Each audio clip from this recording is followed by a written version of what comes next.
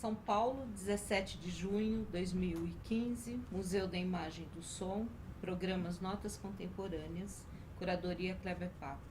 Entrevista com a compositora, cantora Adriana Cunha Calcanhoto. Adriana nasceu em Porto Alegre, Rio Grande do Sul, em 3 de outubro de 1965. Adriana, você nasceu em Porto Alegre, em que bairro? Eu nasci em Porto Alegre, no bairro Petrópolis. Petrópolis. Fiquei pensando um pouquinho, mas é Petrópolis. Petrópolis. Agora, meu nome é Adriana da Cunha Calcanhoto. Da Cunha Calcanhoto, legal. Então, corrigindo, entrevista com a compositora e cantora Adriana da Cunha Calcanhoto. Você nasceu em Petrópolis, você passou toda a infância lá. O que você recorda assim de brincadeiras? Você tem memórias musicais desse período, do seu bairro, da sua cidade? Em Petrópolis, eu lembro... Não, mas de Petrópolis eu não tenho memórias. Tenho memórias do bairro do Bonfim, o bairro judeu de Porto Alegre. A memória musical que eu tenho dali é com as meninas do prédio, brincando de roda, aquelas cantigas de roda tradicionais, assim. Meninas de diferentes tamanhos, assim. A minha memória musical mesmo, assim, mais concreta, começa quando a gente mudou desse bairro, fomos morar, porque meu irmão nasceu, a gente precisava de mais espaço, fomos morar numa casa no bairro Cristal. E ali eu tenho essa memória dos meus pais escutando música de noite, na sala, era um programa deles. E por outro lado, de tarde eu ficava com as babás, com as empregadas da casa, que ouviam um rádio AM, eu ficava escutando com elas. E de modo que eu fiquei com um espectro muito amplo, assim, né? Os meus pais ouviam basicamente música instrumental, porque meu pai é músico, baterista, de cool jazz e bossa nova, basicamente, assim, jazz, cool jazz. E a minha mãe, que tinha sido bailarina clássica, teve formação como bailarina clássica e depois começou a coreografar coisas modernas e contemporâneas. Então ela ouvia muita música instrumental pensando em coreografar e com isso ouvia muita música erudita. E o que eu assim recordo de cantores, de intérpretes de predileção do meu pai e da minha mãe. Meu pai adorava João Gilberto, adora até hoje, e a minha mãe também até hoje adora Elis Regina. É engraçado, né? Porque não são muito parecidos os caminhos. Então isso também abriu o meu espectro sonoro. E eles eram muito curiosos. Eu lembro do meu pai chegando com os discos do Pink Floyd, né? Ele tocava cool jazz, mas ele buscava outras coisas. Eles ouviam muito Satie, muito Piazzolla. Era uma coisa que se escutava bastante. Legal. E pensando ainda na música, em música, você lembra, tem alguma coisa significativa que tenha te impactado na infância? Assim, pensando em memórias musicais ainda, algum som que tenha ficado, alguma música, algum compositor ou intérprete, enfim? Pelo fato de meu pai ser baterista e, em geral, né, os ensaios acontecerem no território do baterista, que era a garagem lá de casa, e o meu pai tocava em 2 conjuntos. Então, a garagem da casa, os carros ficavam do lado de fora e a garagem da casa tinha a bateria do meu pai e, eventualmente, 2 teclados, 2 baixos, 2 guitarras, né, os instrumentos das 2 bandas. Então, a casa era frequentada por músicos. Então, música assim, é uma coisa que sempre teve, assim. Era tão natural para mim, aquelas pessoas com aqueles instrumentos lúdicos que produziam som. Eu assistia os ensaios. Eu estava lembrando esses dias, o meu padrinho era violonista, o Léo Belloni. E aí eu estava lembrando que o padrinho da minha mãe era maestro e compositor, Vitor Neves, de formação flautista, mas compositor e arranjador. Não sei se foi regente, mas uma coincidência interessante, né? Muito. E aí, pequenininha, você era no Teatro São Pedro? Em pequenininha, eu acho que eu ia ao teatro. Não, eu acho que o Teatro São Pedro, a memória que eu tenho, assim, de muito jovem, de criança, é o Teatro São Pedro fechado para reforma. Eu lembro muito do Salão de Atos da reitoria da universidade, onde a minha mãe tinha um grupo de dança que ela montou dentro da universidade, que ela passou a dar aula na universidade e fundou um grupo de dança da URGS. E ela fazia apresentações do grupo anualmente, pelo menos, no Salão de Atos. E eu tenho muita memória disso, de ir aos ensaios, depois dos ensaios geral, ensaio com roupa, com luz, não sei o quê, e de também, não só da experiência toda ali da montagem da coisa, como dos bastidores, dos cantinhos, ficar olhando a coxia, o mundo atrás, né? Legal. Você já deu duas referências, assim, de pessoas ligadas, próximas, né? Seu tio, seu padrinho, músicos. Com quem seu pai, né? Músico, baterista. A sua iniciação musical, assim, como é que ela se deu? Quando é que a Adriana começa, já tem esse ambiente musical, né? Música o tempo todo, conta da sua mãe, do seu pai, mas a sua iniciação mesmo, como e quando se deu? Quando eu tinha 6 anos de idade, a minha avó, mãe da minha mãe, me deu um violão de presente de aniversário. E eu tinha essa naturalidade com os instrumentos, mas quando eu ganhei o violão, eu fiquei assim, meio apavorada. O violão, para mim, o que eu vou fazer com isso? E fiquei um pouco assim. Lembro da experiência de abrir e aquilo tá desafinado e eu não. Eu fiquei um pouco assustada, achei que era muita responsa. Eu nunca tinha pensado sobre essa possibilidade. Mas, claro, no pacote do violão veio o professor de violão. Era um professor que era muito fã de João Donato e Tom Jobim, ou seja, um professor de violão fã das teclas, né? De teclas muito, muito sofisticadas de harmonia, para passar aquelas harmonias do piano para um violão, para uma mãozinha de 6 anos. Então eu comecei a achar aborrecido e fui e vim nessas aulas durante um tempo. Assim, ele me ensinou bastante coisa, mas era difícil. Eu entendo hoje que era. Talvez eu não quisesse tanto assim, entendeu, para vencer aquilo. Então e aí a minha vida com o violão sempre foi de idas e vindas. Então quando eu retomava, eu lembrava alguma coisa, mas eu não lembrava de tudo. Então eu passei a inventar canções minhas, porque eu lembrava de alguns acordes, mas não lembrava como é que tocava uma canção inteira. Então eu comecei a inventar. E sempre com esse mesmo professor ou foram outros também? Não, eu tive esse professor, depois eu tive pessoas que eu via tocando, mesmo no colégio, assim, gente que tocava, menino que estava mais adiantado, que me deram muitas dicas e que eu observava tocando, mas professor, método, aula, assim, eu não tive. Eu tive aulas de piano, mas eu não guardei nada, assim, de... As aulas de piano foram em conservatório? Era uma escola de música, mas eu não sei o que aconteceu, que eu não... Eu acho que eu sou do mundo das cordas, não sei o que é. E essa experiência na infância com piano foi de quanto tempo, mais ou menos? Olha, eu acho que uns 5 anos. É uma vergonha dizer isso, mas... Mas, assim, voltando ainda, tentando buscar essa memória, essa impressão, a relação com o piano era uma coisa prazerosa, era curtida ou era... Não, era chato. Era chato, eu achava chato. E a memória que eu tenho das aulas de piano é meu pai me deixando de carro na frente da escola para um dia da audição. Nem ele nem minha mãe poderiam assistir, não teria ninguém da minha família, ele só me deixou na frente da escola.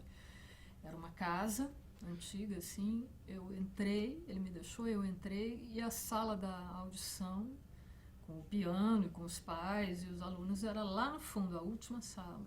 E a minha sala, onde eu estudava, era a segunda esquerda. Então eu lembro disso, meu pai me deixando, eu esperei ele sair, entrei na escola, entrei na minha sala, estava tudo vazio, porque estava todo mundo na sala da audição. Entrei na minha sala, pulei a janela e fui embora para casa. Então vou voltar para o violão. Esse Acho foi um melhor. presente, assim, pedido, você queria, assim, e a tua avó sacou? Ou ela deu, assim, espontâneo, falou, vou dar um violão? Como é que foi esse presente? Olha, o presente do violão, eu imagino que tenha sido conversado entre a minha avó, meu pai, meu padrinho e o professor e tudo, mas não era uma coisa que eu queria. Era uma coisa que eu nunca tinha pensado a respeito. Aliás, tinha um violão na casa da minha avó paterna, que às vezes eu pedia para... Mas aí eu era muito pequenininha, o violão era uma coisa desse tamanho, assim. Eu nunca cheguei a pedir, a pensar sobre isso. Aí depois desse violão, o que eu quis de presente de 15 anos que a minha mãe me desse era um violão de Geórgia. Aí sim, aí eu queria loucamente um violão, fui na loja, fiquei horas escolhendo e ela me deu. E aí, com esse violão foi... Com esse violão eu fiz a primeira safra de canções. Aí sim, eu comecei a compor. Vamos voltar aqui ainda para essa iniciação, esse começo, essa coisa. O canto veio como? Ele veio junto com o violão, porque 6 anos ganhou o primeiro violão, aulas de piano, aquela chatice, mas e o canto? Como é que aparece? Foi estudar canto? Eu fui estudar canto quando eu comecei a trabalhar na noite. Porque, por um lado, quando eu via na televisão Secos e Molhados, a Tropicália, a Rita Lee, esses artistas que tinham uma preocupação, para além da música, uma preocupação visual, uma coisa de comportamento, o Ney Matogrosso pintado, a Rita Lee com umas roupas loucas, a Tropicália contrariando o bom gosto com aquelas roupas loucas, tudo isso me mexia muito comigo. Então eu ficava querendo aquilo, eu não pensava tanto no canto em si, como canto, como... eu adoro essa imagem que existe, Gal Costa já falou muito sobre isso, e o Caetano fez uma canção no Recanto que fala sobre isso, que a Gal botava uma panela enorme, um panelão daqueles de fazer feijão, botava aquilo na cabeça para ficar escutando o som da própria voz.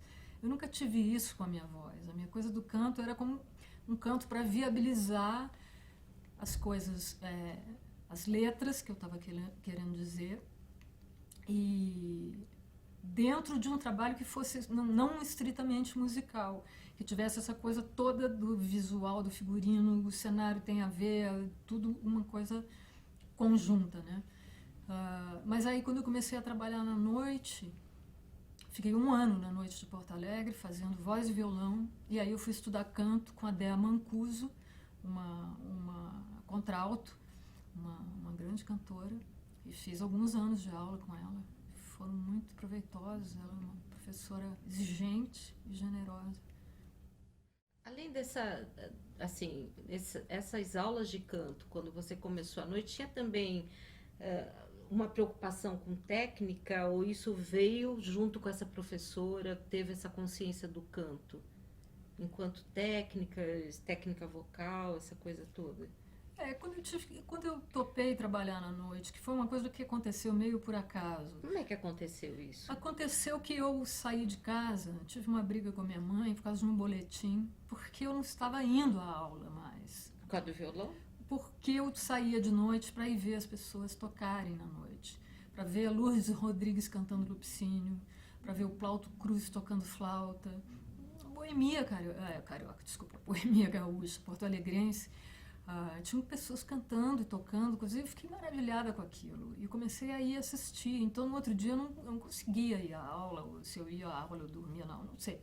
Eu sei que chegou um boletim horroroso e eu estava estudando na escola onde minha mãe dava aula. Então a responsabilidade era muito maior, ela não aceitava menos do que não sei o que lá, e aí menos do que 10. E aí foi uma conversa muito dura e eu tinha feito 18 anos. E nós tivemos uma briga, assim, uma coisa, e ali eu falei, se eu não sair agora, eu não vou sair mais, não vou ter coragem de sair mais. Porque eu acho que ela disse uma coisa, tipo, então vai embora da minha casa, uma coisa da boca para fora, que eu me agarrei aquilo e saí. Bom, saí, a minha tia, todos, a família ficaram me ajudando do jeito que deu, mas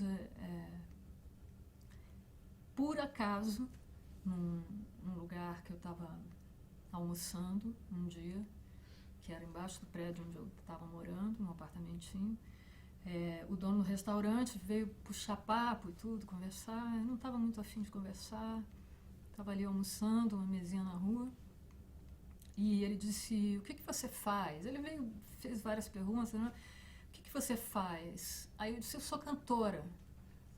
Aquela conversa não estava me interessando, eu disse qualquer coisa. Eu disse, eu sou cantora. Ele disse, ótimo, eu estou precisando de uma cantora aqui para o bar, de noite, não sei o quê.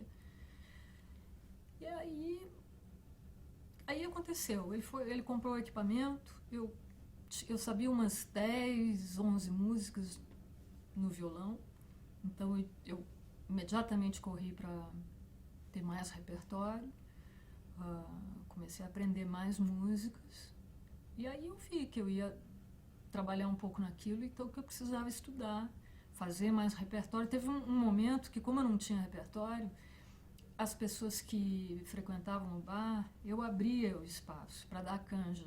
Então as pessoas davam canja e levavam os amigos. Então o bar onde eu estava tocando começou a ficar cheio. Enquanto isso eu ia aprendendo um repertório novo. Sensacional. E nessa juventude, você já deu algumas pistas, né? Da noite, né? O Lupicínio. Qual era a atmosfera na juventude dessa cidade de Porto Alegre, a tua juventude? O que rolava musicalmente? Rita Lee, Secos e Molhados, e que mais? Rita Lee, Secos e Molhados, essa memória eu tenho mais da infância.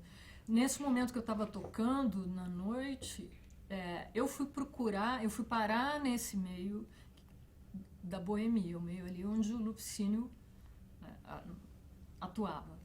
Mas, ao mesmo tempo, nesse momento estava estourando o rock do Brasil, e a cidade de Porto Alegre vivia um auge de Berlim anos 20. Esse era o clima da cidade.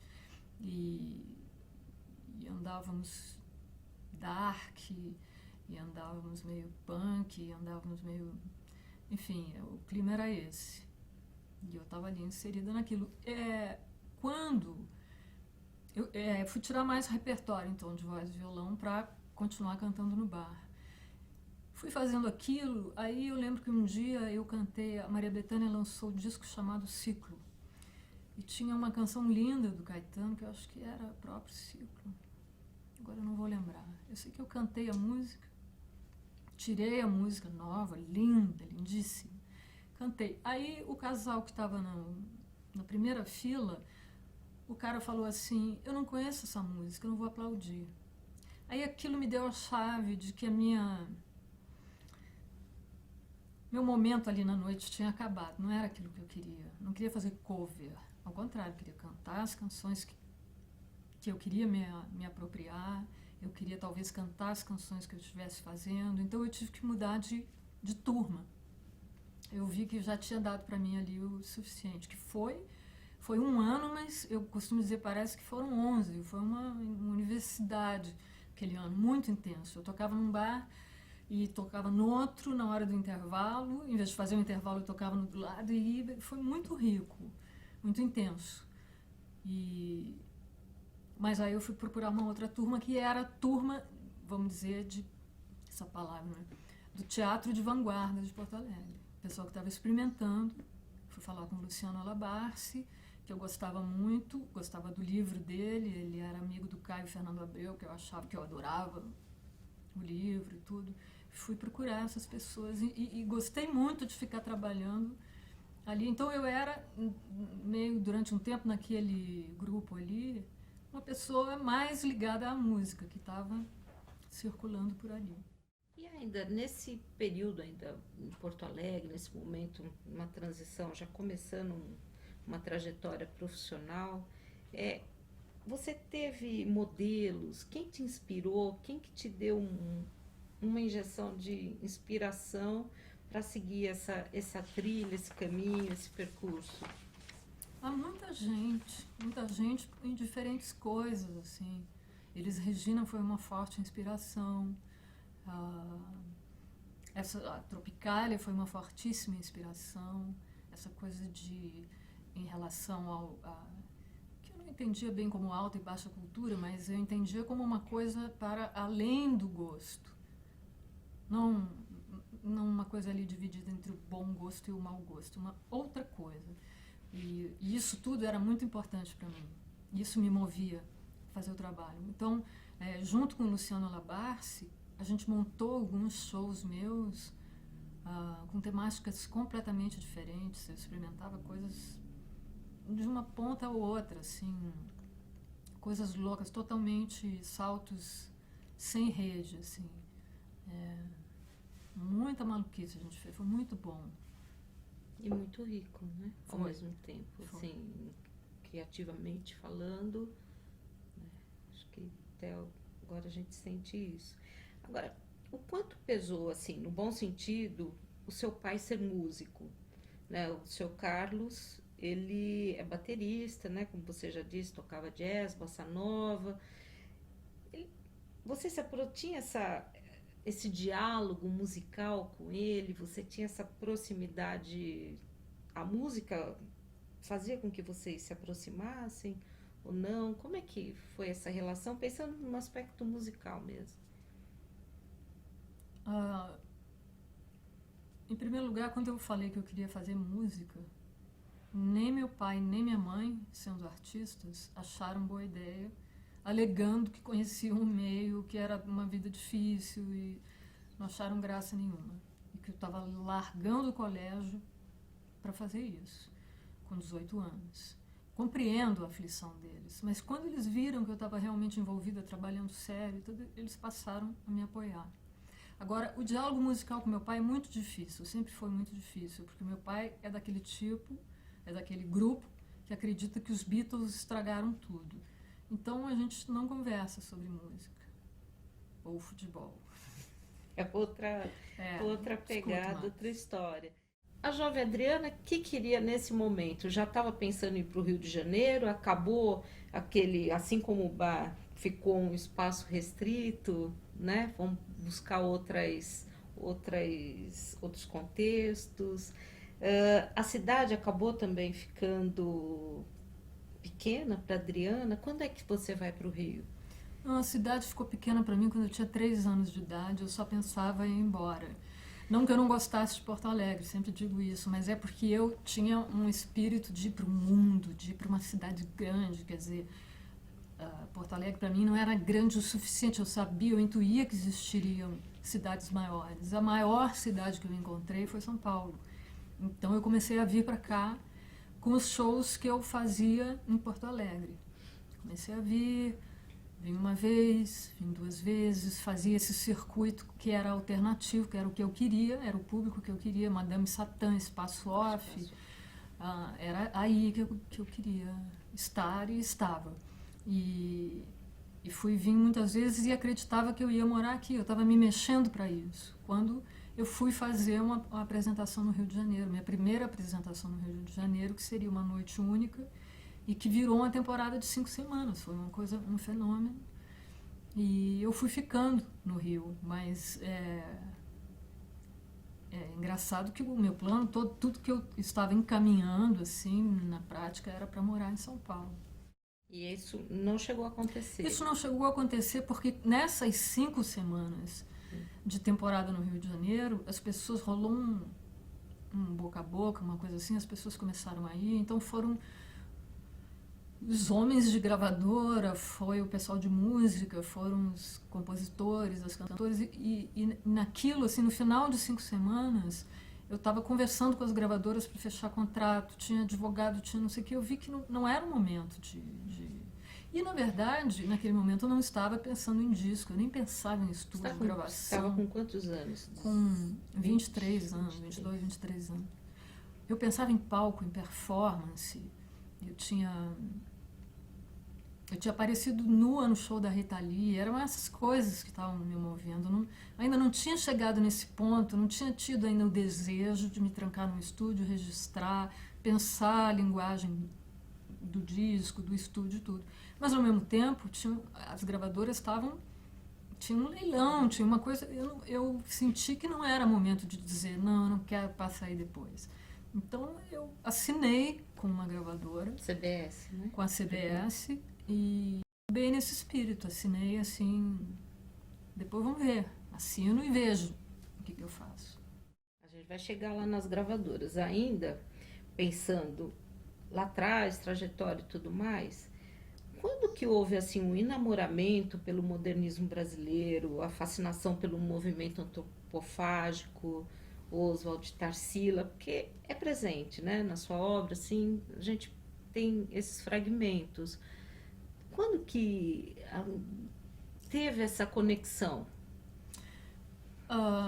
Eu queria muito ler e, de alguma forma, os livros na biblioteca do colégio não estavam sendo suficientes. A minha mãe estava sentindo isso.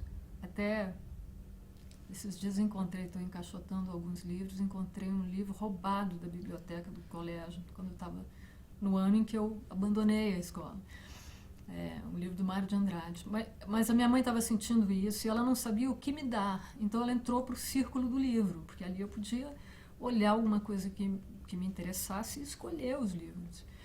E então eu escolhi algumas coisas, entre elas um livro do Oswald de Andrade, primeiro caderno de poesia, do aluno Oswald, e ali eu me deslumbrei com aquela poesia, com aquele poeta.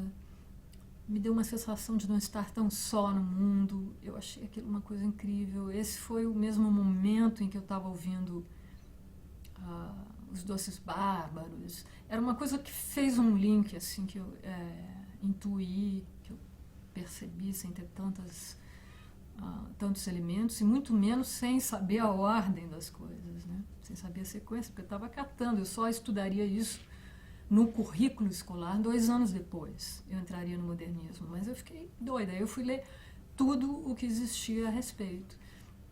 E aí o Augusto de Campos lançou o livro sobre a Pagu, nesse momento que eu estava lendo sobre o modernismo, sobre o grupo, sobre o que tinha acontecido, devorando tudo que aparecia na minha frente a respeito.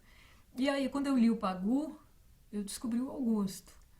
Aí, quando eu descobri o Augusto, as traduções, aí é que a poesia me picou, porque até então, até os 15 anos, eu era uma leitora de prosa.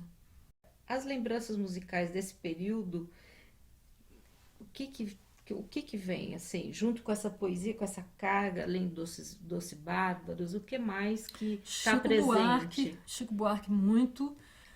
Lembro que era assim, eu saía de casa e comprava os vinis, lançamentos do Hermeto Pascoal, do Egberto Gismonti, era assim, na loja de departamento.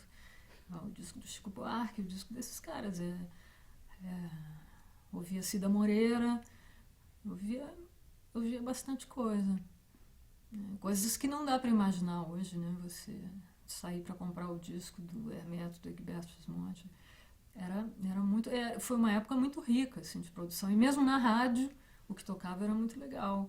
Era o Fagner cantando Cecília Meirelles, cantando Ferreira Goulart, os poemas musicados. Eu ouvia Vinícius de Moraes, aquela voz que para mim tinha uma autoridade, e ele cantava aquelas coisas, e aquilo era poesia, e eu ainda não entendia que era daquilo que se tratava. Sim, a conexão poesia e música ainda já estava começando a fazer parte do teu pensamento, que seria elaborado para uma composição, ou você não tinha essa noção ainda? Não tinha essa noção. Para composição, não tinha. Era muito impacto.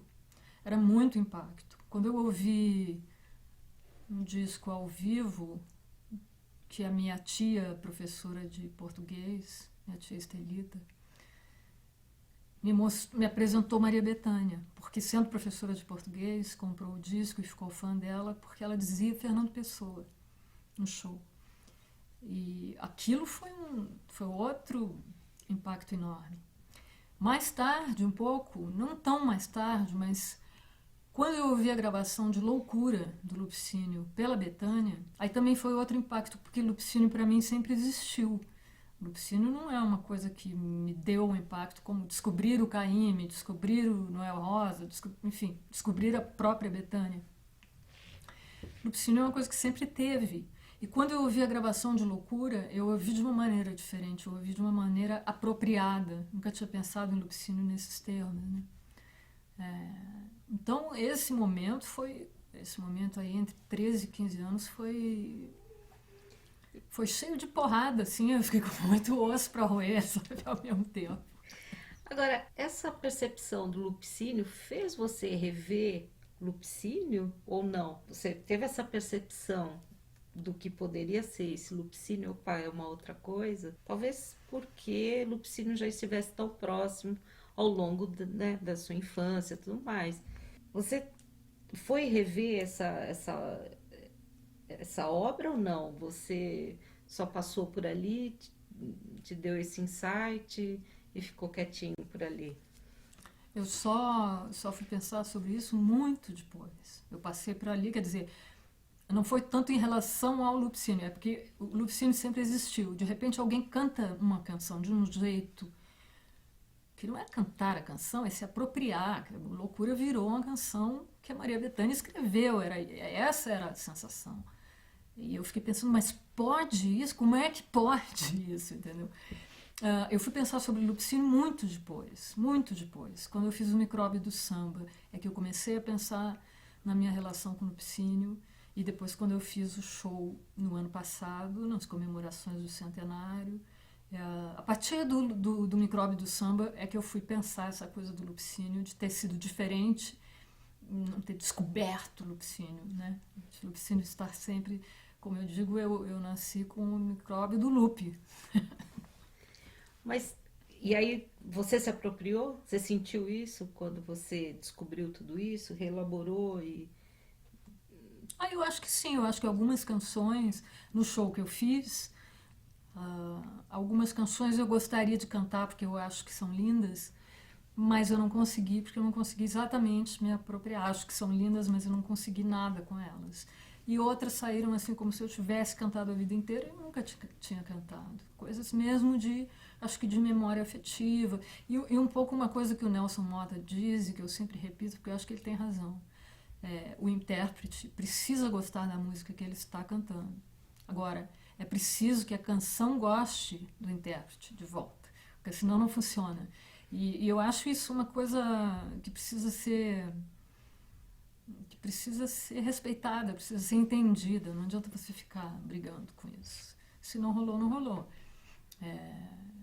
Então, foi até surpreendente para mim, porque às vezes eu faço vamos dizer, um esqueleto. Vou fazer um show sobre Lupicínio e fui convidada para isso. Então eu penso ali uma trajetória, uma coisa que uma canção diz uma coisa, a outra contradiz aquilo, a outra sublinha aquilo, mas não adianta pensar só nesses termos, porque ali a canção muito importante que quer dizer não sei o que, não me dei com ela não se deu comigo Sim.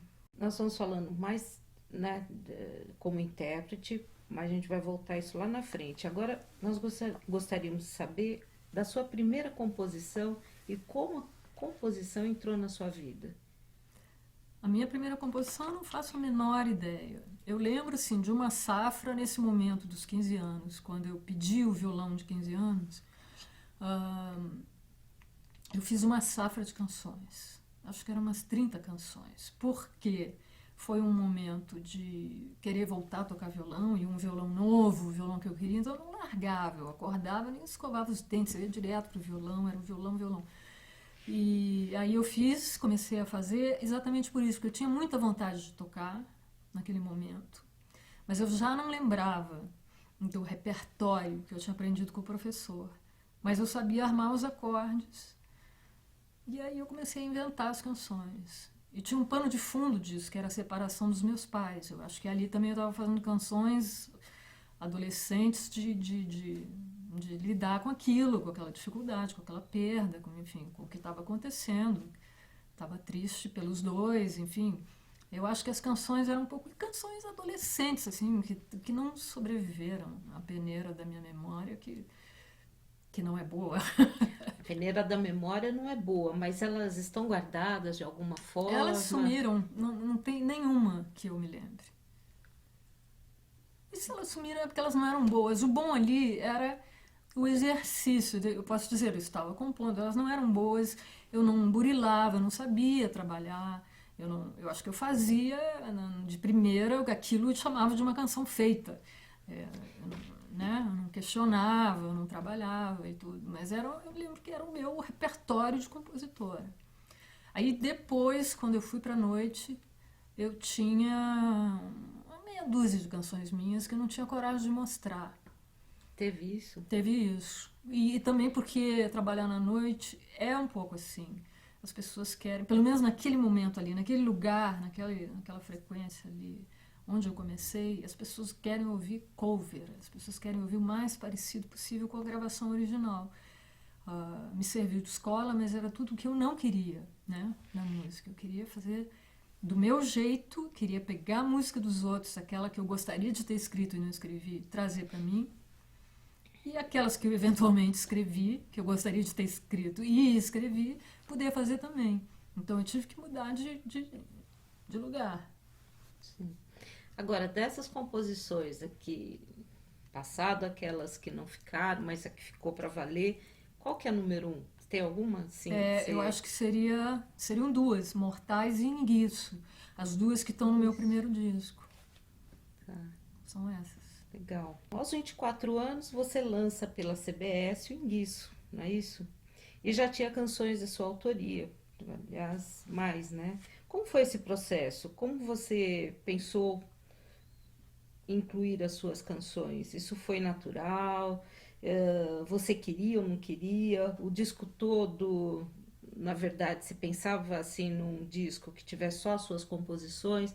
Ou melhor, a gravadora falou, não, é muita coisa sua, de repente as pessoas não conhecem, vão colocar outras coisas. Como é que foi esse processo?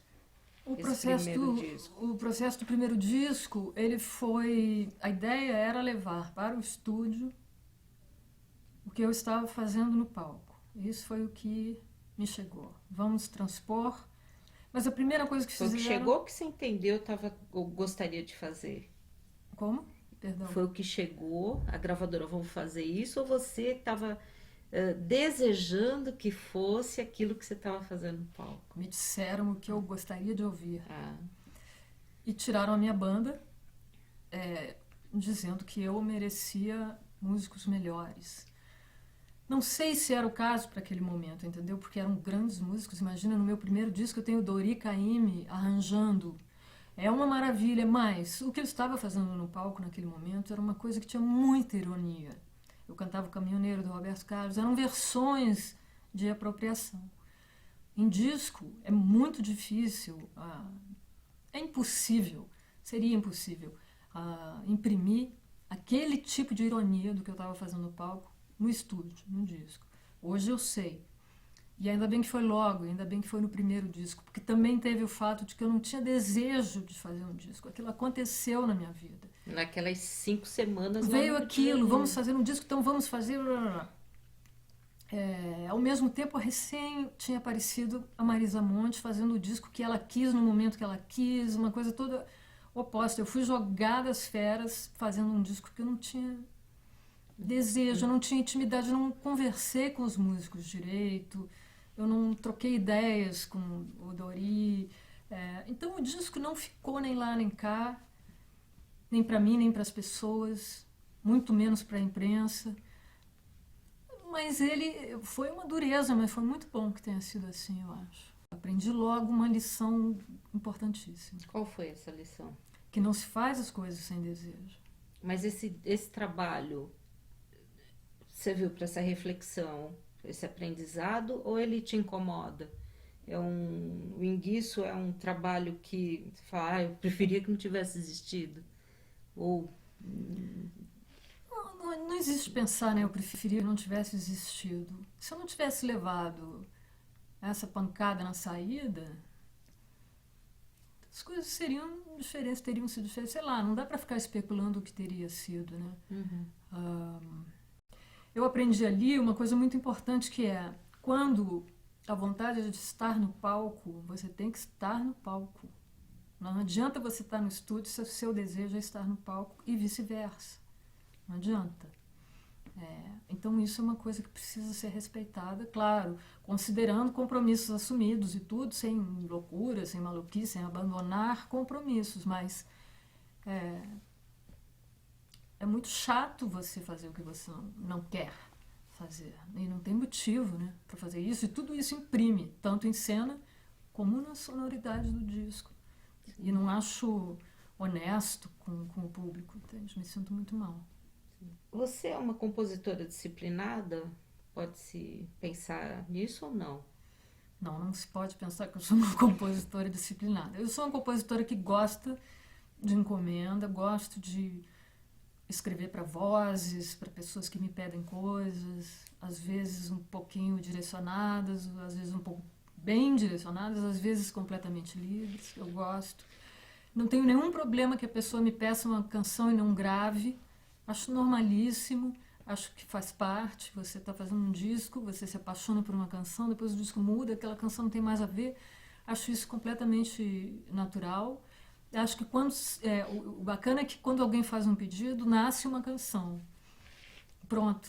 E as canções, elas vão tendo trajetórias muito engraçadas, porque alguém pede uma canção e acaba não usando, e aí alguém que você nunca imaginaria que pudesse se interessar por aquilo, ouve de algum jeito e grava de uma maneira surpreendente. Enfim, isso eu acho incrível, os rumos que as canções vão tomando elas mesmas. Agora, pesquisando assim sobre o seu trabalho, a gente encontra compositora de vários estilos, samba, bossa nova, pop, balada. O que que você acha disso? O que que você fala assim como compositora? O que que como se definiria como compositora? Eu faço música popular brasileira. Não sei, não me prendo, eu não sento para fazer um baião, um chachado, um samba. Aquilo nasce assim, não tenho muita. Fiz essas coisas, já fiz baião, já fiz samba, mas não penso muito nesses termos. Não. Ou assim, o ritmo, o que possa vir se transformar é secundário.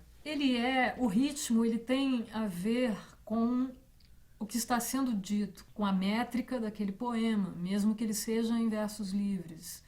Ah, tem a ver com isso. É um pouco o acento daquele texto ali falado é o que meio que vai determinar o ritmo. O ritmo é uma consequência um pouco da. Sim. Fala um pouquinho dos seus grandes sucessos, assim, conte um pouco dessa sua relação.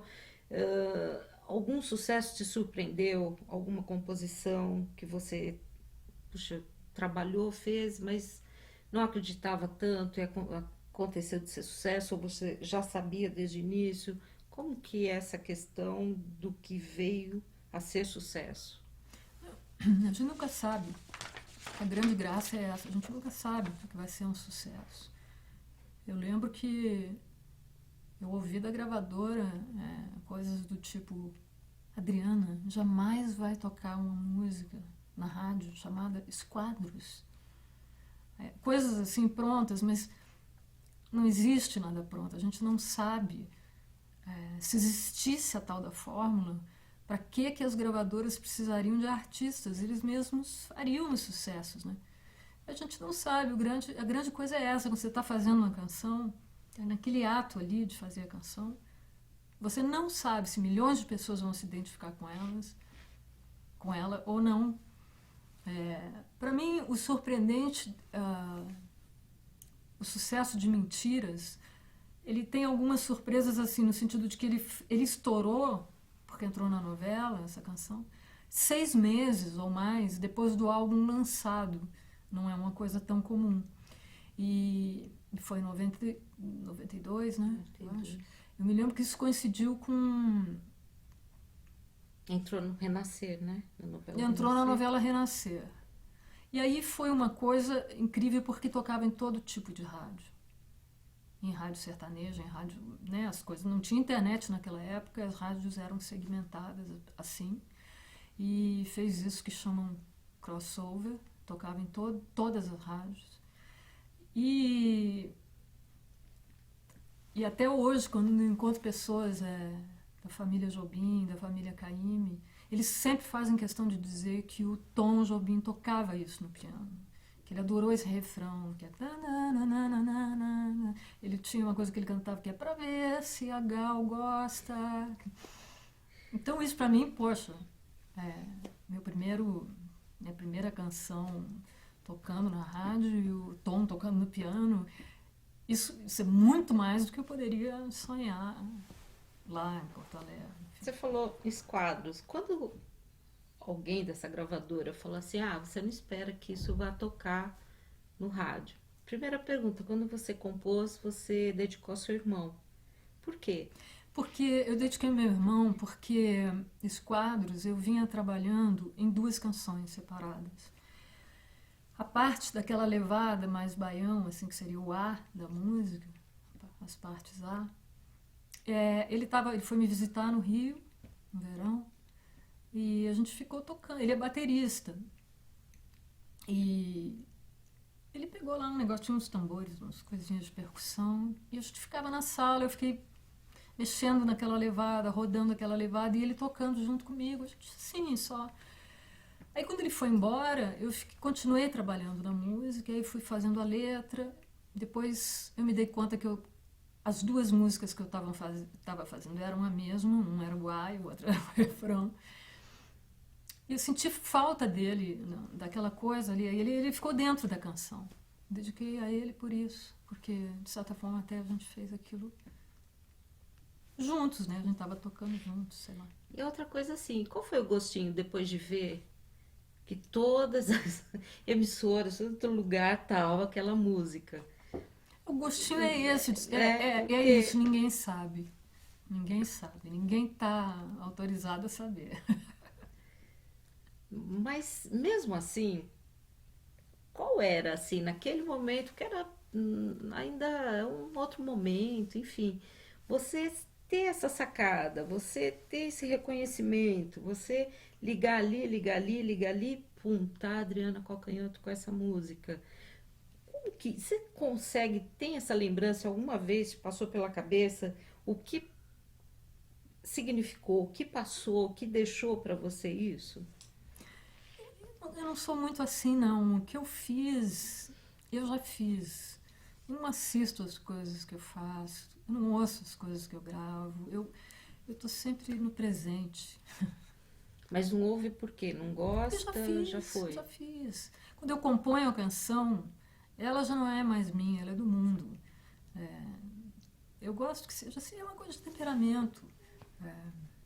Em 91, você recebe o prêmio Sharp Revelação Feminina. Era esperado? Como é que você lidou com isso?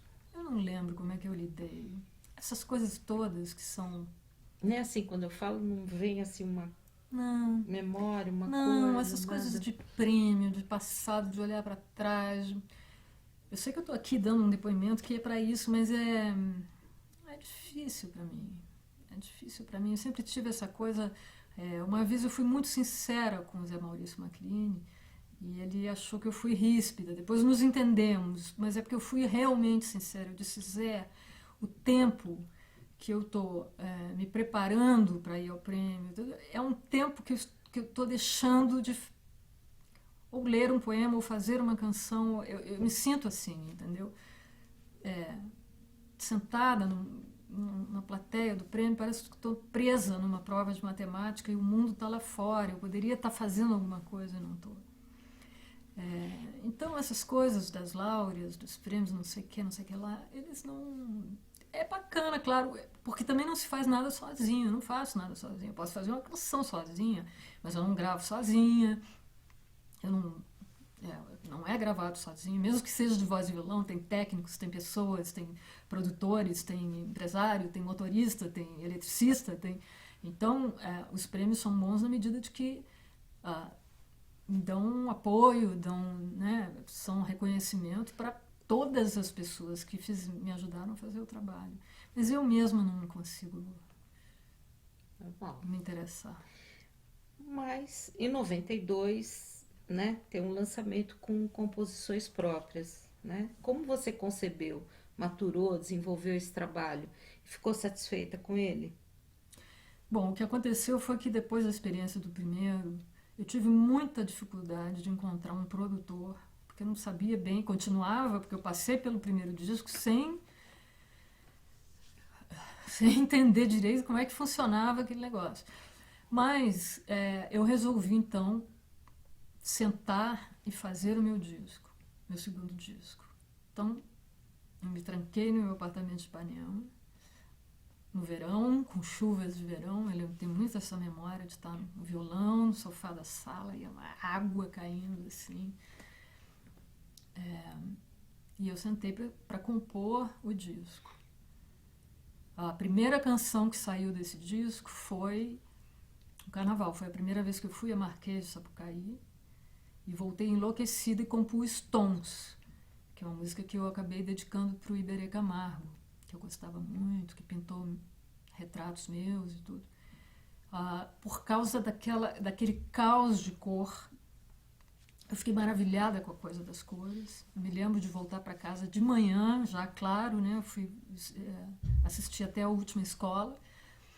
Voltei para casa e não dormi. Escrevi Tons. E Tons abre essa safra que tem senhas, mentiras, as que estão no senhas, eu não lembro mais. As que estão no senhas. Sim. Grafites, né? Grafites. Então, é até interessante que tem uma pergunta aqui, mais adiante, que a gente fala aqui, ó. Você diria que sua música se relaciona com os aspectos de outras expressões, por exemplo, artes visuais, exatamente por causa dessa composição dedicada a Iberê Camargo. Nesse mesmo disco você tem uma letra que fala cores de Frida Kahlo. Cores de Almodóvar, né? os quadros. Então, é incrível porque tem essas referências, né? E a gente podia imaginar que passasse, por exemplo, pela Marquês de Sapucaí, né? Essa efervescência de cores, movimento, enfim. Mas mas tem essa relação do teu trabalho, além da poesia, com artes visuais ou não? Tem, com artes visuais, com balé, com história em quadrinho, com ópera, com arte, com música contemporânea, com coisas experimentais, com qualquer manifestação. Para mim é muito difícil a compartimentação, ficar respeitando essas fronteiras entre as linguagens. A garotada hoje já não tem tanto essa... Mas, especificamente, quando você fala em ópera, você está falando em qual título, onde que teve esse diálogo? Eu assisti muita ópera, já gostei mais. Não é meu gênero preferido, mas assisti muita ópera para aprender, para saber o repertório, os compositores. Tem algum compositor de ópera que você... Eu gosto de Verdi. Verdi. A Fábrica do Poema. O que significou esse trabalho? Porque tem aqui a referência, doses de experimentalismos com poemas de Augusto de Campos, né? Como é que você mergulhou nesse universo? A poesia já estava, de alguma maneira, preocupada, já focada com os poemas, já tinha observado até em Fagner, já tinha observado em Betânia, né? Uhum. E como que para você chegou nesse diálogo música e poesia? O que aconteceu foi que depois do estouro de Mentiras, da canção, eu fiz muitos shows de voz e violão, mas uma turnê assim, eu saí exaurida. Uma turnê muito boa, eu viajei o Brasil todo, foi maravilhosa, mas eu acabei esgotada. E acabei por isso, por estar esgotada e por achar, não, eu não posso mais cantar, pensando em voltar para casa. Eu tive que dar um final, porque eu não estava achando mais honesto fazer. Porque ainda teria, se eu tivesse ainda forças, eu poderia ter continuado. E aí eu fui descansar, e ler, e ficar um tempo sem fazer nada, e fui para Nova York com o Ali Salomão e Antônio Cícero. E na volta, quer dizer, no momento de fazer o terceiro disco, eu arrumei lá umas canções, um repertório, uma coisa, e comecei a gravar. A fazer uma pré-produção, a armar na minha cabeça um disco. E ele era um disco, assim, né? Disco, nada de... Nem eu lembro o que ele era. Até que eu fui ver a exposição do Joaquim Pedro de Andrade, no Rio, acho que era no Centro Cultural Banco do Brasil, já não lembro. Lembro que eu voltei com um libreto, um prospecto, uma coisa da exposição, onde tinha a resposta do Joaquim Pedro de Andrade para o Libération, o jornal da França, que fez essa pergunta para vários cineastas no mundo inteiro: por que você faz cinema? A resposta dele gerou em mim uma coisa tão impactante, tão forte. Não é um texto poético, é uma resposta para o jornal que é uma lista de intenções, é um editorial. E eu musiquei aquilo. E quando eu fiz aquilo, eu vi que aquilo inaugurou um outro disco, era uma outra coisa.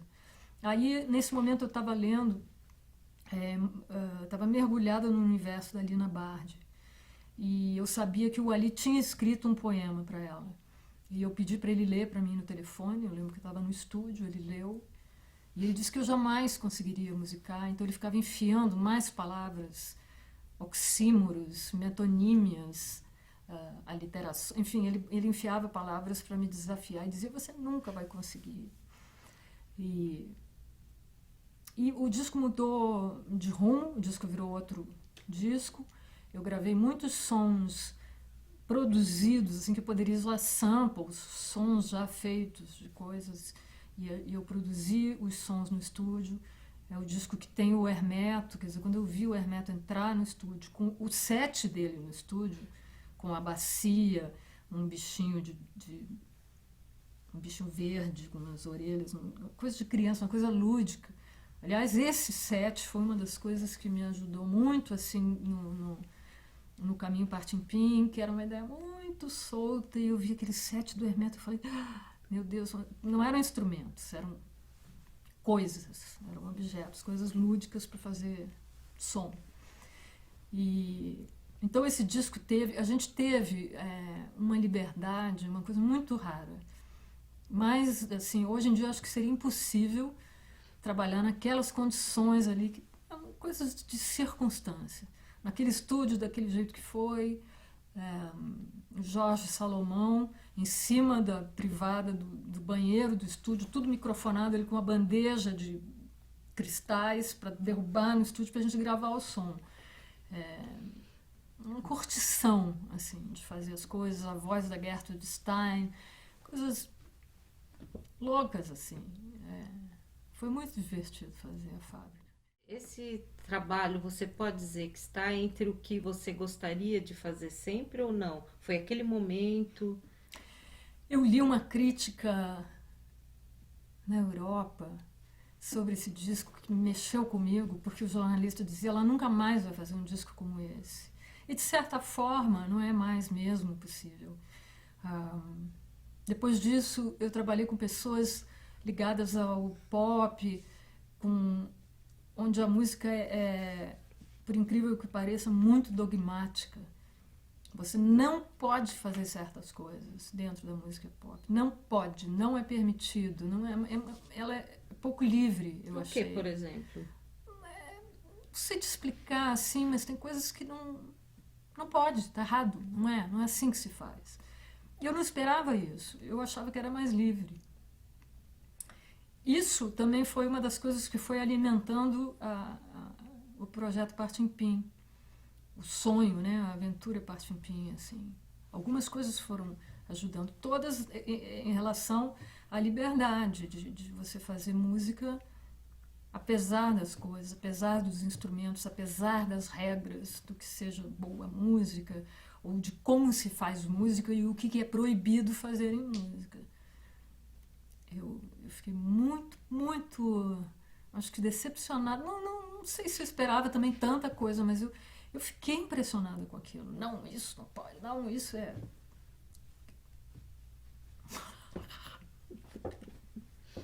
Era mais um não do que... Era mais não do que sim. Do que exatamente. Sim. Eu falei: aqui não é meu lugar.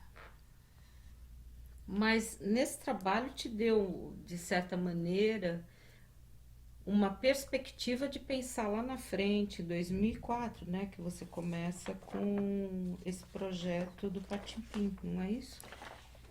2004 foi o ano do lançamento do primeiro álbum Patimpim, mas eu, na verdade, gravei em 99,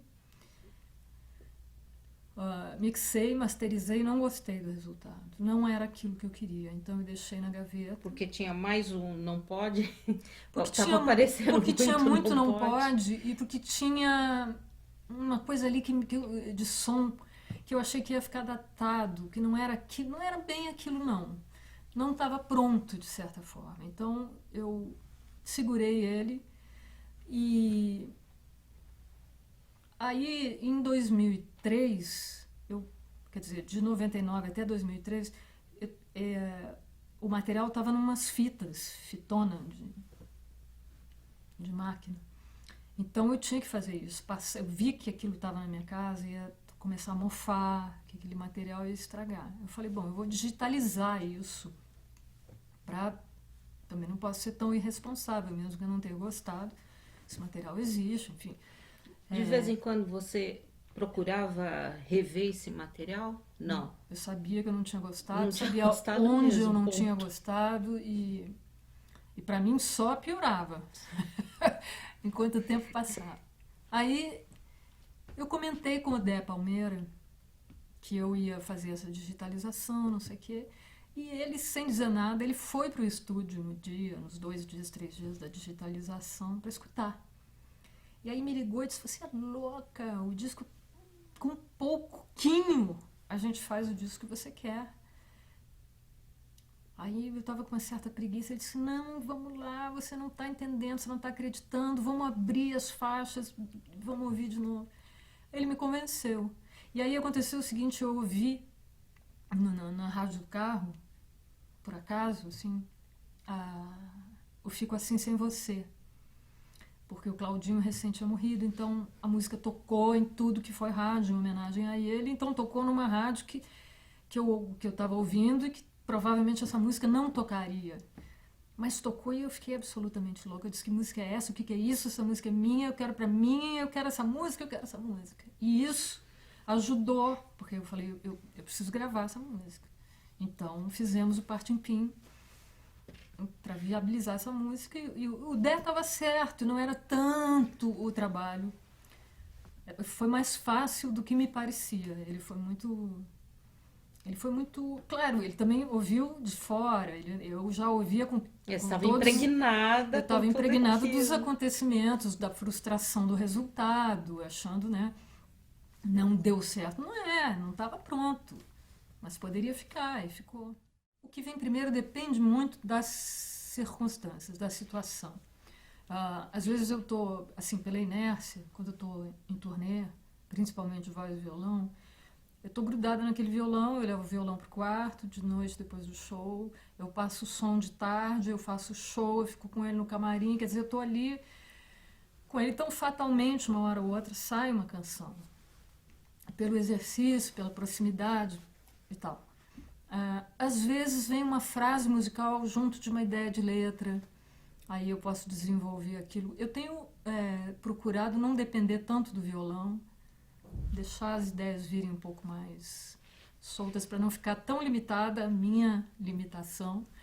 E às vezes componho no GarageBand, que é um programa de brinquedo que tem no computador, mas que eu boto uma programação, fico escolhendo ali uns acentos, um andamento, uma coisa, e componho a melodia em cima, para não ter que ficar catando acorde.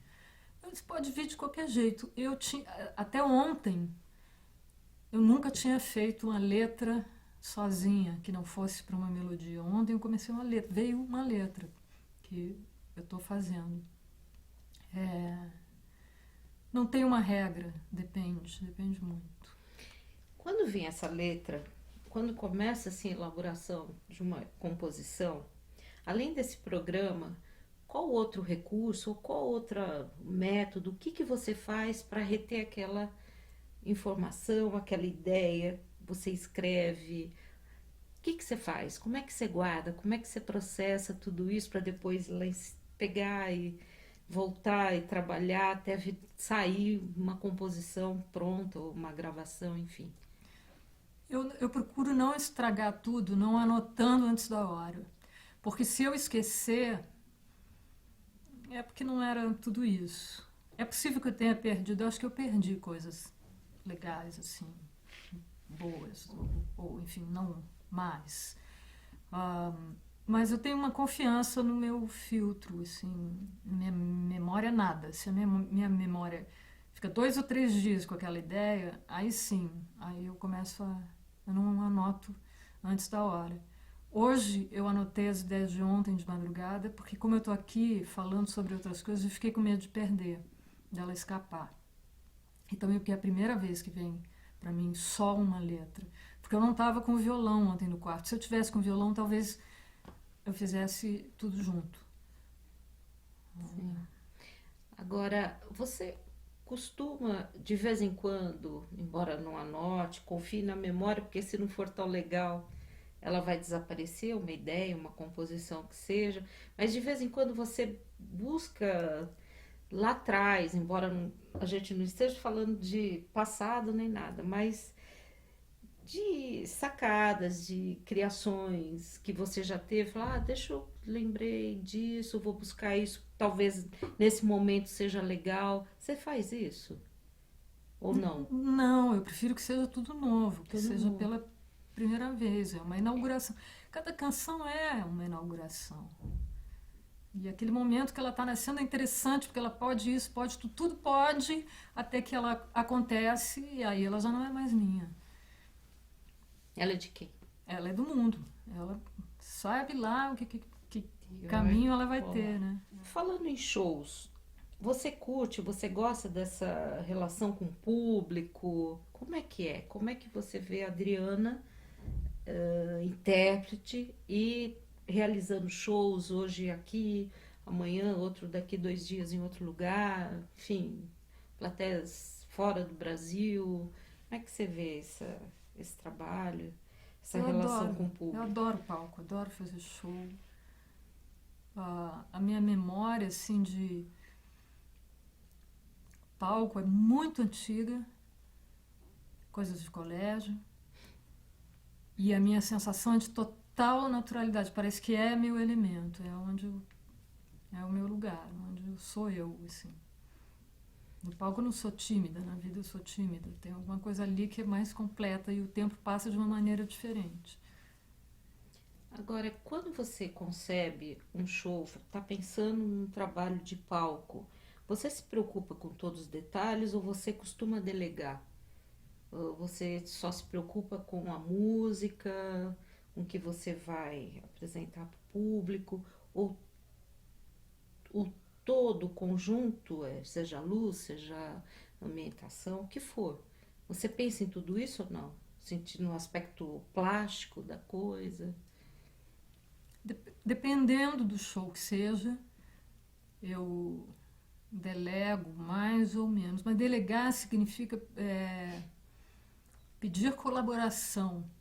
Ah, Mas quem concebe? não, eu concebo. Eu concebo. Como é que você cria um show? Como é que você pensa um show? Puxa, que pergunta difícil. Eu acho que não sei responder. Eu acho que eu acho que tem uma coisa que eu preciso visualizar o show, enquanto eu não... Difícil isso. Enquanto eu não enxergo o show, ele não nasce. Não sei. Fazer um set list de canções é uma coisa muito fácil, mas isso para mim não é um show. Entendeu? O show é exatamente isso que você está falando. É o todo, onde... eu não gosto da palavra delega. Onde eu aceito, incorporo a contribuição milionária de todos os erros. Eu quero todo mundo arriscando comigo. É porque, na verdade, eu estou pensando num aspecto plástico das suas apresentações, né? São muito bonitas, muito elaboradas, iluminadas e tudo mais.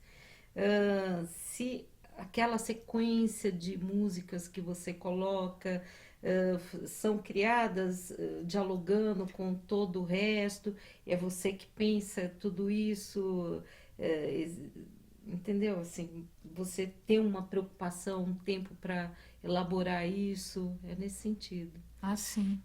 A direção, o conceito dos shows, o esqueleto, que é o setlist, até ele chegar no ponto que ele tem que chegar, uma canção é antes, é depois, né? Tudo isso é comigo.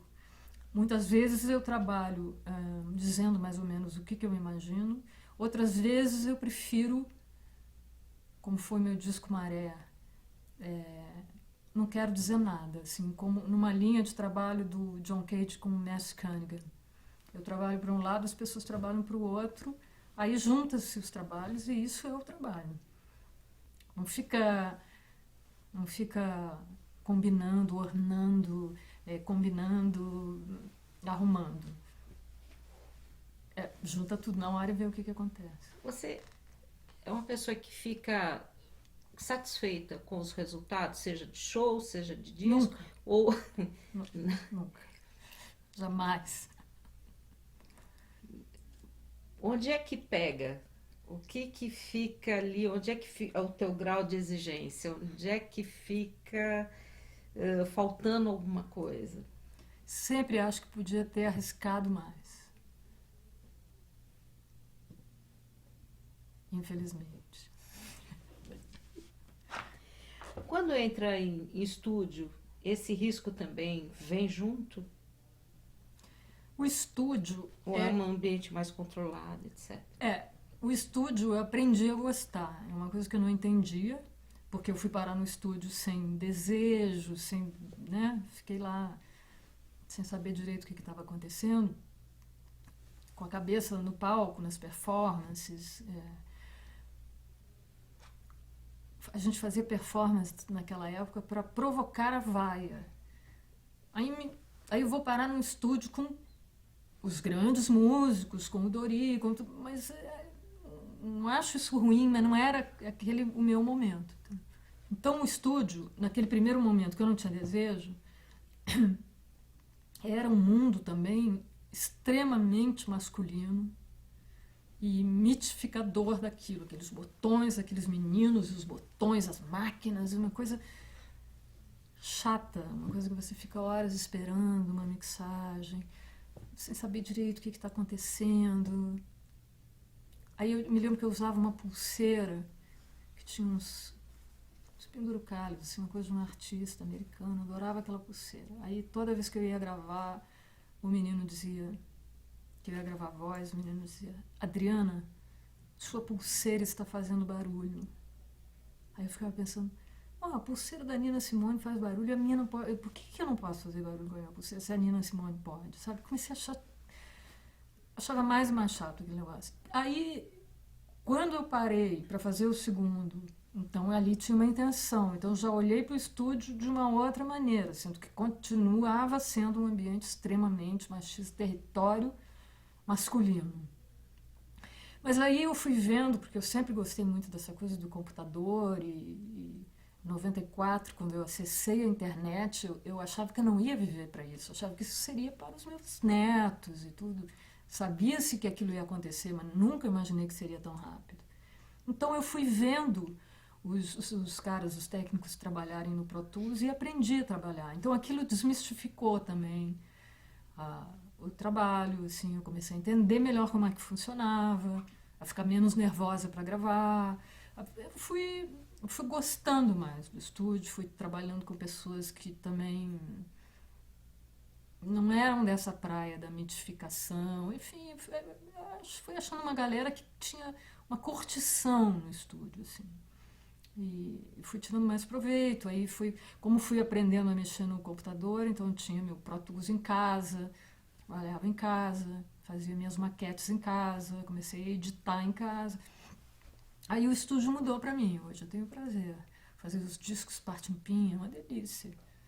É uma delícia, porque os músicos chegam de coração aberto, cheios de brinquedo, cada dia chega um troço que faz barulho. Tudo isso virou um prazer. Partimpim era o seu apelido de infância, né? esse trabalho também te trouxe um prêmio Grammy, né, de música latina. É, teu envolvimento em 99 para fazer o primeiro trabalho, né? E em 2004 saiu o primeiro LP, CD, é isso. Isso. Então, esse processo todo, até a chegada do prêmio, eu sei que você não curte muito essa parte, que surpresas vieram junto com esse trabalho? Até a gente falava ainda há pouco, quando está aqui trocando a fita da apresentação que você fez com o Zesp, né? Patimpim, o Pedro Lobo já fez também em Lisboa esse mesmo show. Como é que você vê essa... É uma contribuição, na verdade, para essa geração, enfim, é um trabalho diferente. Fala um pouquinho dele. Olha, a surpresa para mim é que a minha ideia, assim, quando ela foi tomando forma, era uma ideia assim de fazer discos, assim, discos Partimpim, quer dizer, ter uma discografia. Por isso eu assinei um contrato à parte do contrato Adriana Calcanhoto. Existe Adriana Partimpim, é outro artista, é um heterônimo, tem um contrato próprio, para ficar claro que é uma outra discografia. E o meu plano era assim: eu faço um disco Partimpim e vou cuidar da minha vida como Adriana Calcanhoto, quer dizer, eu apresento para as crianças essa alternativa e vou fazer meu trabalho. Só que eu não consegui, e isso foi a grande surpresa, porque as pessoas começaram a pedir show. Eu não enxergava, como isso que eu te digo, enquanto eu não enxergo o show, ele não nasce.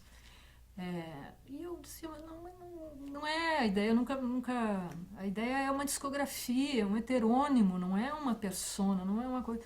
E eu dizia isso, levei um ano dizendo isso, e era verdade. Eu não enxergava o show e as pessoas cobravam.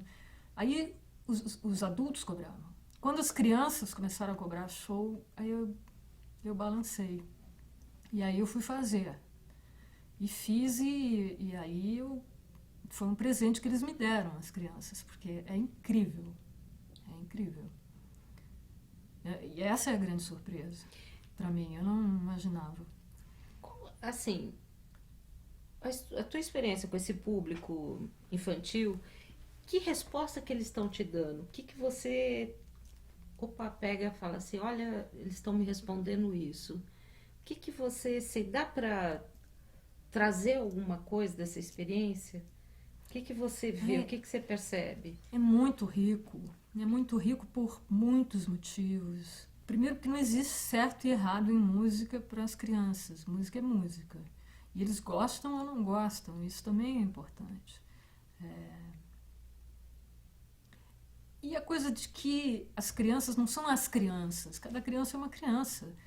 E uns ficam ligados no poema, outros ficam ligados na música, outros ficam ligados no instrumento, o outro fica ligado na roupa, o outro fica ligado na iluminação, o outro me faz uma pergunta de não sei o quê, o outro me pergunta por que o céu é azul. É uma coisa tão intensa. E a coisa de estar direto com eles é muito legal. A coisa de ver as crianças estando numa plateia de show pela primeira vez na vida, porque existe bastante musical até, né? Peças musicais ou peças que têm música ou coisas assim. Tem palavra cantada, que são shows, mas é pouco. É pouco, não existe muito assim um circuito de shows para crianças. E que não são só para crianças, porque as crianças não vão sozinhas. Então o show precisa falar com todo mundo. E uma grata surpresa também são os avós e bisavós, que é a galera que faz mais bagunça nos shows. Muitas vezes são os mais animados. É um espectro, é uma coisa incrível, é muito diferente do show adulto, vamos dizer. E eu não esperava isso. Eu ganhei de presente tudo isso, assim. Vivi coisas incríveis. Assim, cada olhar inesquecível, assim, uns olhos esbugalhados para mim que estão comigo, né? E essa experiência na Sala São Paulo, você comparando com a experiência em Lisboa, elas se complementam, assim, tanto faz a nacionalidade, ou o país, ou a cidade onde você está apresentando, pensando em energia, resposta do público, crianças, etc. Como é que Bom, você vê? A Partimpim é bastante conhecida das crianças em Portugal, e o fato de que as canções Partimpim são em português, as canções que eu fiz. E em Portugal, com a orquestra da Gulbenkian, eu fiz o Pedro Lobo em português. Eu posso fazer o Pedro Lobo, não posso fazer em russo, mas posso fazer em inglês. Agora, as canções Partimpim são em português, isso que eu acho, que não é só a música, os textos, os poemas Nonsense, de Edward Lear e de Lewis Carroll, traduzidos pelo Augusto, musicados pelo Cid Campos, são camadas de qualidade, assim, que eu acho que tocam fundo nas crianças e que abrem janelas para elas, né? Elas estão escutando traduções do Augusto, de Edward Lear, musicadas pelo Cid, tocadas pela orquestra da Gulbenkian. É uma coisa, aquilo que eu estava te dizendo, me sinto útil. Partindo um pouquinho para a experiência literária, o que você vai fazer um segundo livro? Foi legal essa experiência, essa publicação? A experiência não foi legal. Não sei se vou fazer um segundo livro, não tenho... Tem projeto? Não tenho um projeto de segundo livro. Não Por que tenho... você fez um livro? Não poderia ter sido música? Precisava ser um livro? Eu acho que precisava ser, eu Como sempre expressão. digo, o violão, durante a saga Lusa, esteve no quarto o tempo inteiro, mas não ficou no case, na caixa, o tempo todo. Não, eu suava muito nas mãos, era uma coisa, uma alergia, uma coisa química, né, que estava acontecendo. Não era nada com o violão, era uma coisa com a escrita, com a palavra. Era uma coisa como se o emaranhado de textos da literatura, do mundo, fosse a minha tábua de salvação. Entende? Foi aquilo, foi a literatura, foi a escritura que me salvou, mas não a minha, foi a literatura. Por isso tem tanto Hamlet, por isso tem tanta citação de estudo, porque eu estou agarrada na literatura para sobreviver àquilo. Na verdade, foi uma forma de se manter ali naquele processo todo. Porque eu pensei, eu preciso... De uma intoxicação, na verdade. Eu preciso... Eu sabia que eu não podia ficar pensando, isso vai passar, não vai passar, eu nunca mais vou voltar. Não era a coisa mais sábia a fazer. Então eu pensei, eu preciso ocupar os comandos cerebrais. Então eu preciso concatenar verbo, eu preciso me fazer compreender, eu preciso ser clara, eu preciso, de preferência, ter humor. Então eu ficava ali naquele laptop, ocupando a mente no presente, para não disparar tudo que já estava disparado. Né? Sim, mas no final o resultado, de certa maneira, foi bacana. É engraçado que eu só me senti salva publicando o livro, entende?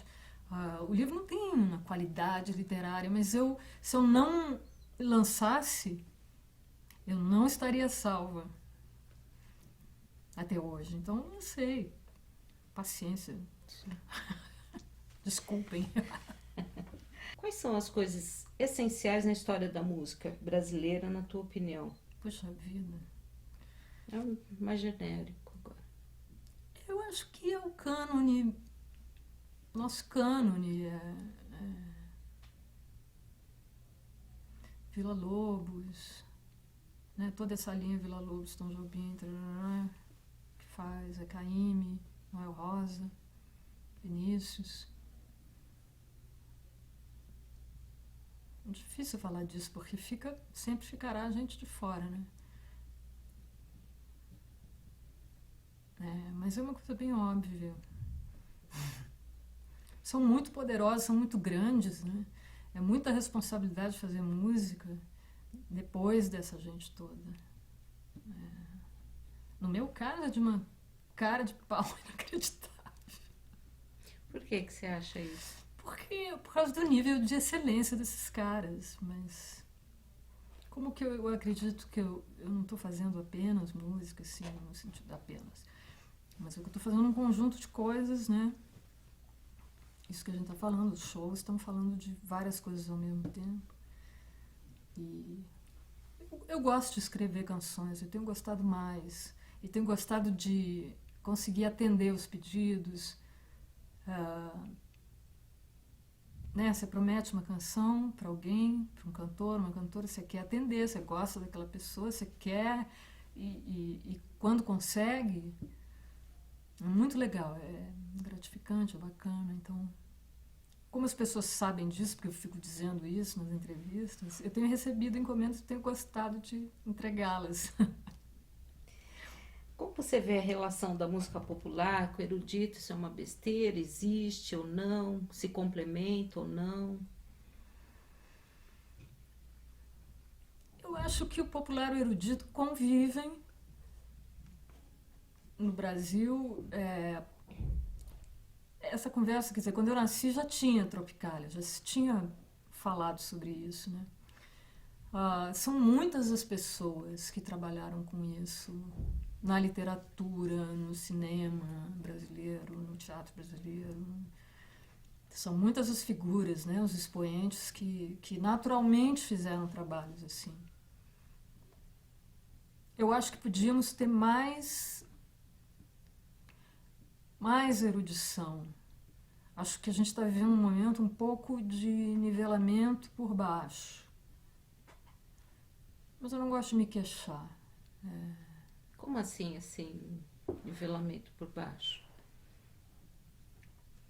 Assim, o que você quer dizer assim com isso? Eu acho que o nível da educação, com essa coisa da desvalorização da figura do professor, eu acho isso uma coisa muito complicada.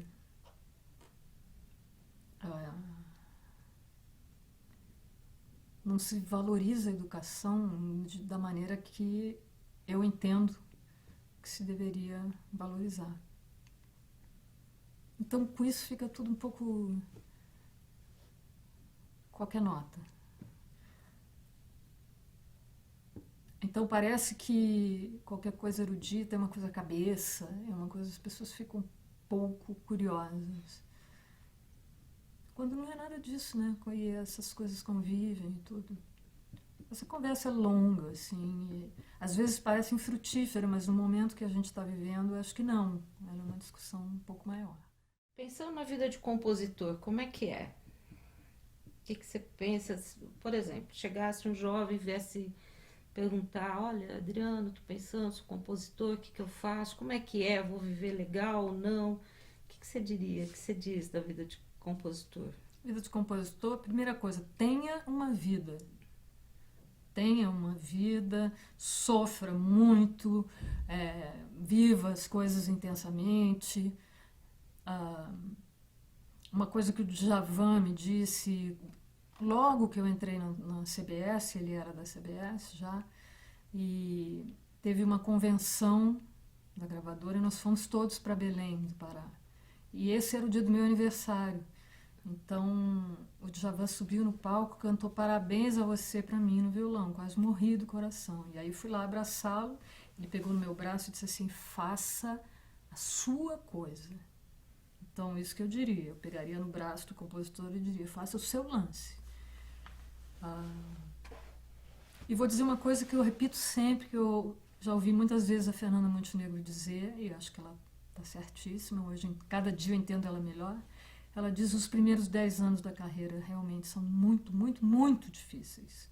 Depois desses primeiros 10 anos, aí sim é que tudo só piora. Tem refresco. Muito bem. E compor, como é que você avalia essa atividade? E melhor, engatando outra coisa, assim, e como que é a Adriana compositora? Eu tenho tido menos problemas assim de assumir a coisa da composição, exatamente por causa desses nomes todos que a gente estava citando antes, que eu estava citando, por causa do cânone, por causa da responsabilidade. É um pouco assim como você ser um jovem dramaturgo inglês. Tem um peso em cima de você que é uma... Claro que você não pode se deixar esmagar, mas é um pouco difícil que você não se sinta um pouquinho desconfortável, vamos dizer. Mas eu tenho gostado mais e mais de compor. Porque muitas vezes eu passei por momentos de não conseguir compor e ficava assim, meu Deus, será que acabou? Então, cada canção que nasce é uma coisa tão... Uau, dá uma alegria, como diria o Mário de Andrade, dá um alegrão. E para quem são as suas composições? Depende, é para quem pedir. As minhas canções são dedicadas a quem pedir, ou elas nascem de uma situação, elas nascem de uma observação, elas nascem de uma invenção, de uma mistura de estudo. Tenho feito, engraçado que muitos amigos agora têm tido filhos e eu tenho feito canções para essas crianças específicas. Na verdade, eu tenho um bom conjunto de canções para bebês que nasceram, uns já não são mais bebês. E você tem rotinas para compor? Não, eu não tenho rotinas para compor, eu adoraria poder ser essa pessoa, eu praticamente não tenho rotina para nada, gostaria de ter mais, mas é assim, uma canção meio que te assalta, que foi o que aconteceu ontem de madrugada, e aí um pouco você fica em função daquilo. E você se disponibiliza para esse assalto, para essa ideia que aparece? Aqui é um caso típico, eu estou conversando com você e a minha cabeça está na canção de ontem. Estou tentando mantê-la para ela não fugir, para ela não escapar. Porque aconteceu. Então você está disponível para esses insights, essas ideias? Não, eu acho que precisa ficar disponível o máximo possível. O máximo possível. Eu já fiz canções em camarim. Não, eu acho que precisa ficar disponível. Por isso que quando o Gilberto Gil foi para o Ministério, quando ele topou, eu pensei assim, bom, se ele está feliz, eu estou feliz por ele. Agora, ele não vai fazer durante 4 anos nenhuma canção. Eu intuí isso e ele mesmo disse, não dá para fazer, porque quando uma canção aparece para você, ela te assalta e ela quer ocorrer, né? Você tem que ficar à disposição. E se você tem um compromisso, você não pode desmarcar o compromisso de pessoal, eu estou compondo. Então, você tem que se virar. E as parcerias, como é que são? Você curte? Normalmente, como é que se dá? Enfim, o que aparece primeiro? Melodia, letra? Como é que é essas parcerias? As parcerias dependem muito de quem é o parceiro, porque eu faço música para poemas que me mandam, ou eu faço letra para melodias, depende de quem é. Tem gente, por exemplo, o Ali Salomão achava que o poeta não tem que se submeter ao músico, ao compositor, à música. O músico que se vire para musicar o que ele escreveu. Já o Antônio Cícero acha que ele, letrando a melodia, é ele quem está dando a palavra final, é ele quem está dizendo alguma coisa. Por isso que eles viviam grudados, brigando, né? Porque cada um pensa de uma maneira. Então eu sou maleável, eu sou adaptável ao parceiro. Há pouco tempo, sei lá, 2 semanas, a Tereza Cristina me chamou para a gente fazer uma parceria. E aí, no meio assim da gente estar trabalhando junto, eu disse, olha, eu estou atrapalhada porque eu nunca fiz assim junto. Eu sou muito tímida, eu só faço via e-mail, vai a melodia, vem a letra, seja como for, um trabalho sim, vamos fazer, como o Arnaldo Antunes, a Marisa Monte, o Carlinhos Brown, eles não podem se ver, os 3, eles nem se cumprimentam. Aquilo é um imã, eles se juntam e começam a fazer uma música. Se dá meia hora para eles, saíram 3 músicas. Ali, uma coisa espontânea, natural. Eu não tenho essa coisa. Então, quando no meio da gente está compondo, eu disse, eu nunca fiz isso. Ela falou, você nunca fez isso? Eu disse, não, eu estou apavorada. Aí ela disse, então agora eu estou em pânico, porque eu te botei numa situação que A gente ficou assim. Então, passei por essa experiência já de compor junto. Mas eu tenho uma certa timidez, assim, para sugerir uma bobagem, depois me arrepender, enfim. Eu prefiro trabalhar quietinha no meu canto. Mas isso tudo vai do parceiro. O Ed Mota, a primeira coisa que a gente fez juntos, ele manda uma melodia para a gente colocar a letra. A primeira vez ele me ligou e disse assim: Adriana, você trabalha no método europeu ou no método americano? Eu falei: que isso, Ed? Não conheço, não sei o que é. Ele disse: não, método europeu, você vem aqui em casa, a gente ouve vinil, bebe um vinho, fuma um charuto e trabalha junto. Sistema americano, eu te mando a melodia e você me manda a letra. Eu falei: esse. Porque até posso ir lá, ouvir vinil, fumar charuto, mas não para compor. Entendi. Agora, e as suas composições com outros intérpretes? Você faz a sua música para o mundo. E já aconteceu? Quais são as surpresas? São coisas boas? Teve alguma vez que você não curtiu o que ouviu, o que você no trabalho, você compôs, aí alguém pegou, enfim, gravou, interpretou e não era bem aquilo? Tem 2 gravações que têm versos errados que me incomodam. Mas isso acontece. Na verdade, eu não tive ainda nenhuma surpresa no sentido de desconstrução de nenhuma canção minha. Mas tem gravações lindíssimas. Eu acho a Gal cantando Esquadros uma coisa linda.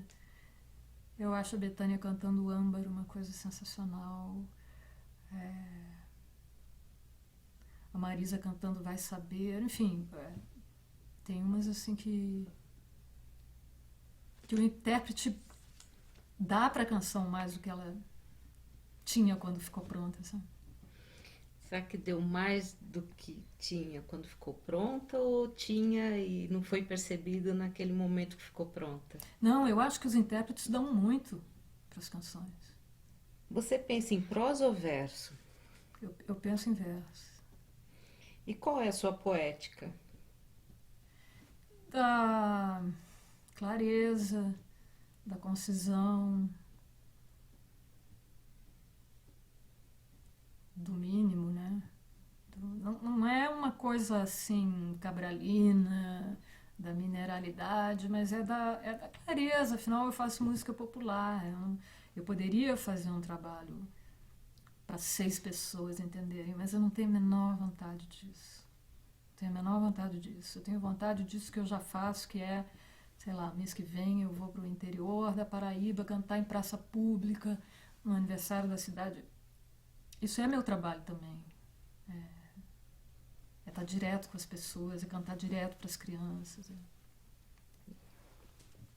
E o que você deseja atingir quando você compõe?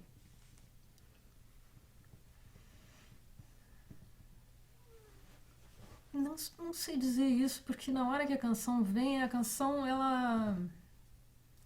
Acho que não tem um plano, assim, não tem um raciocínio do que eu quero com essa canção.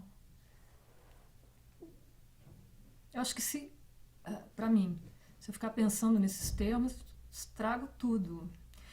As pessoas fazem muito esse tipo de pergunta porque é interessante investigar o processo criativo, mas na verdade na hora que você está fazendo isso, se você for investigar, você murcha a flor, você vai embora o troço, entende? Então, não sei responder essa pergunta, não me faço essa pergunta em geral e muito menos na hora. Pensando ainda nas composições ou na sua obra, vamos pensar na obra. Tem algum pensamento frequente, alguma palavra que, alguma ideia, alguma coisa que tá sempre assim, é uma marca, alguma coisa assim que sempre você de alguma maneira traz, consciente ou inconscientemente, e que depois você percebe, puxa, isso daqui tá aqui de novo? Meu trabalho só diz que tudo passa. Só isso. Abrindo de novo, saindo para fora. Como é que você vê a música no Brasil hoje? O que você acha que está acontecendo com a música? Que rumos que ela está tomando? Está indo bem, obrigada? Ou não? O que você vê? Não, eu acho que a gente sempre teve nunca concordei com as queixas de que falta alguma coisa. Acho que as gerações seguiram compondo, tem gente talentosa. Acho que a democratização, assim, no sentido de que cada um pode fazer seu disco em casa, com seu laptop, cozinha, não sei o quê, é muito interessante.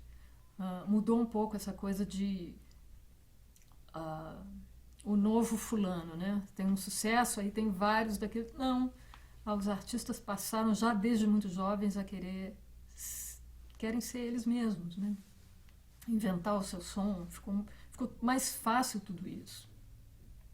E a facilidade talvez pudesse gerar uma acomodação, mas eu não vejo assim. Eu vejo que tem coisas muito interessantes rolando, muito desejo ainda de inventar coisas, de produção rolando. Acho que é uma coisa tão profunda, nossa, isso. Não vejo que isso possa... O que está acontecendo de bacana hoje na música? O que essas ideias interessantes? Você lembra de alguma coisa? Alguma coisa que você pudesse citar?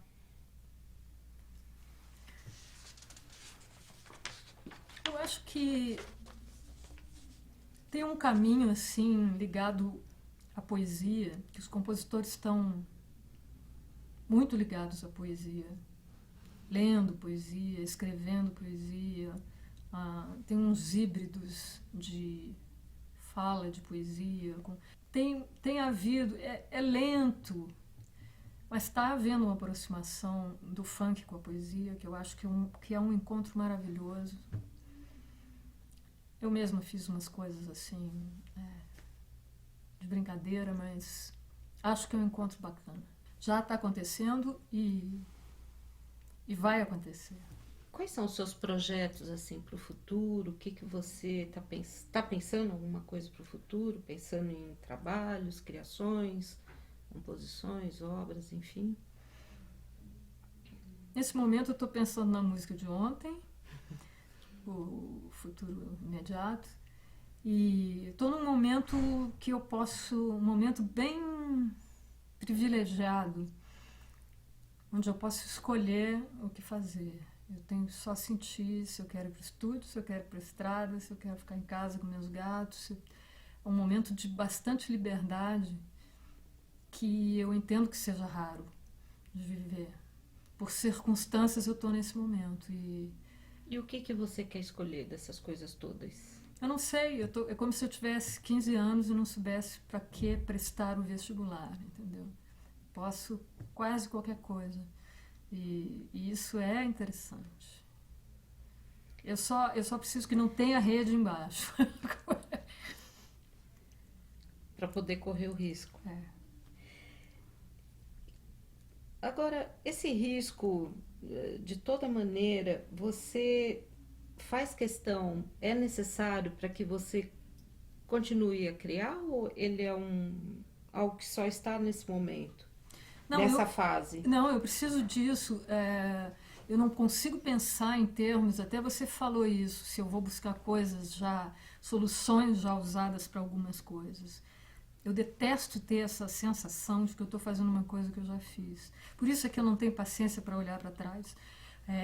Eu preciso fazer coisas diferentes do que eu já fiz, de maneira diferente, experimentar outras formas de fazer coisas de um jeito que eu não conheço, coisas de um jeito que eu possa achar esquisito, enfim. Eu não gosto de dizer é assim que eu faço, é assim que eu trabalho. Isso não me tira de casa, entendeu? Não me move. E você pensa em escrever mais alguma coisa? Tem algum projeto de livro? Ou de outras coisas, uma peça, sei lá?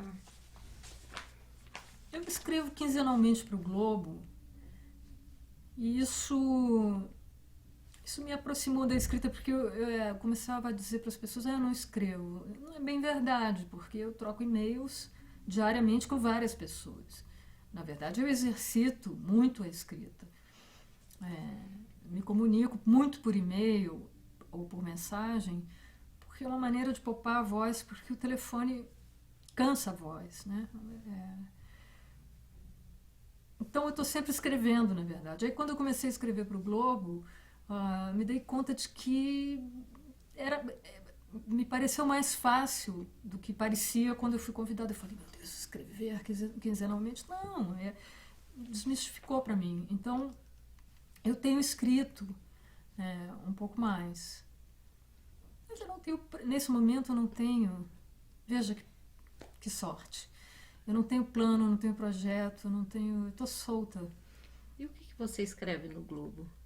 No Globo, eu experimentei várias formas, assim, eu sou independente para fazer o que eu quiser, mas a coisa que mais tem me dado prazer é escrever sobre literatura, sobre poesia, sobre a língua portuguesa. Eu acho que é a melhor contribuição que eu posso dar, né? Eu escrevo de 15 em 15 dias no domingo, e é o que mais me dá prazer para escrever, e eu tenho a impressão que é a melhor resposta, assim, dos leitores.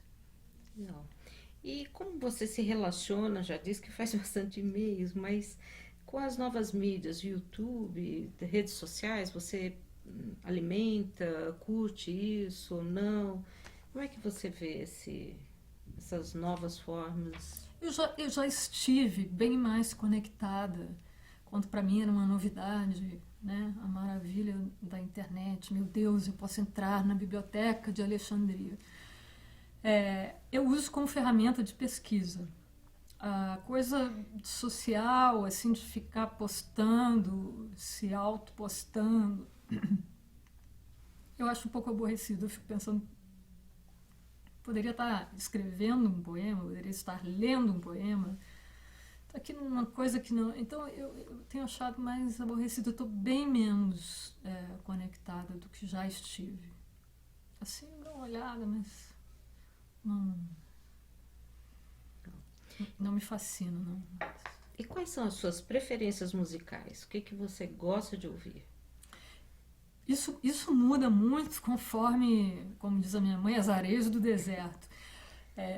Eu ando numa fase de ouvir jazz, de novo, porque quando começaram os CDs, eu era daquela turma que eu deixei todos os vinis em Porto Alegre com a minha mãe, e eu tinha orgulho de mostrar para as pessoas que eu só tinha CD. Eu era uma pessoa moderna, não ouvia mais vinil.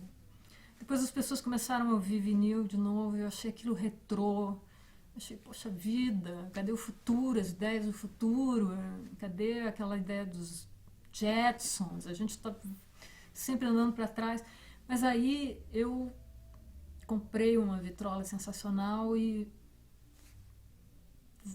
ouvi uns discos, assim, e me dei conta de que a experiência sensorial do vinil é mais ou menos comparável a você assistir, sei lá, um Blu-ray e ver uma coisa em 35, película. E tenho adorado ouvir, então, vinil de jazz, de novo, todos os discos de novo, do meu pai, os discos da minha mãe. Eu tenho... Resgatou.